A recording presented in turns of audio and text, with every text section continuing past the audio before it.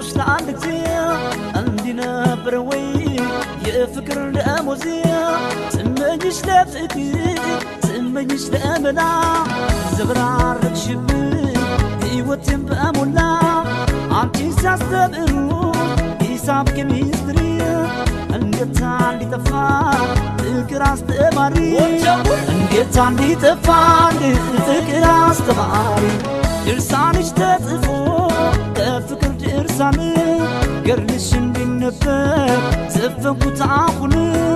የሚያውቀው ያውቀዋል የእኔን ያንቺን ጉዳይ ልናገር በይፋ